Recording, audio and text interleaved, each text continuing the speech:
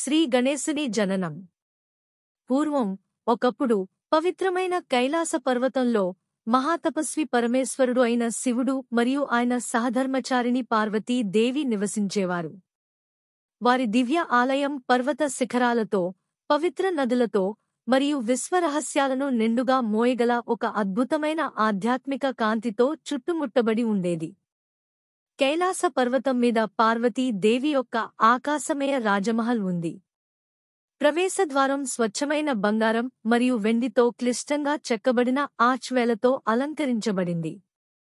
ఒకరోజు భర్త శివుడు తపస్సులో మునిగిపోతే పార్వతీదేవి ఒంటరితనాన్ని అధిగమించేందుకు తనకు ఒక కుమారుణ్ణి సృష్టించాలని నిర్ణయించుకుంది.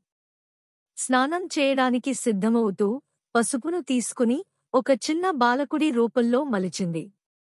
ఆపై తన దివ్య శక్తులతో ఆ శిల్పానికి ప్రాణం పోసింది. అలా గణేశుడు జన్మించాడు.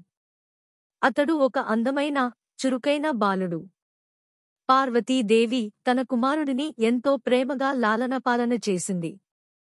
ఆమె స్నానం చేస్తున్న సమయంలో ఎవ్వరూ లోపలికి రాకూడదని గణేశునికి కట్టుదిట్టమైన ఆజ్ఞ ఇచ్చింది. ఆ సమయంలోనే తపస్సు ముగించుకున్న శివుడు ఇంటికి తిరిగి వచ్చాడు. లోపలికి వెళ్లేందుకు ప్రయత్నించినప్పుడు గణేశుడు తల్లిదండ్రులు గుర్తు తెలియని శివుని అడ్డుకున్నాడు. పార్వతీ తల్లి ఇచ్చిన ఆజ్ఞలను గణేశుడు పాటిస్తూ శివునికి ప్రవేశం నిరాకరించాడు. శివుడు ఆశ్చర్యపోయాడు. ఆ బాలుడు తనను అడ్డుకోవడం ఆయనకు కోపం తెప్పించింది. విపరీతమైన కోపంతో తన త్రిశూలాన్ని ప్రయోగించి ఒకే ఒక్క కోపావేశంతో గణేశుని శిరస్సును తెగగొట్టాడు. తన ప్రియమైన కుమారుడు నిర్జీవంగా పడివున్న దృశ్యాన్ని చూసిన పార్వతీదేవి విషాదంతో కుంగిపోయింది. దానితో పాటు ఆమె తన భయంకరమైన కాళీ రూపాన్ని ధరిస్తూ విశ్వాన్నే నాశనం చేస్తానని భయపెట్టింది.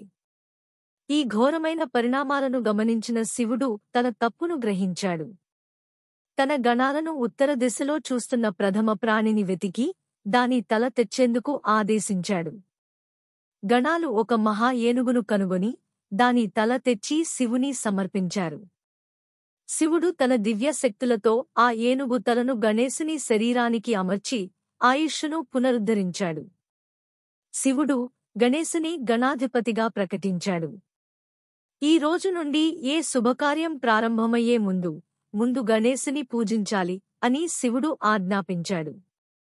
ఆ రోజు నుండి గణేశుడు విఘ్నహర్త, అడ్డంకులను తొలగించే దేవుడు మరియు ప్రథమ పూజ్యుడు, మొదట పూజించదగిన దేవుడు అనే బిరుదులను పొందాడు.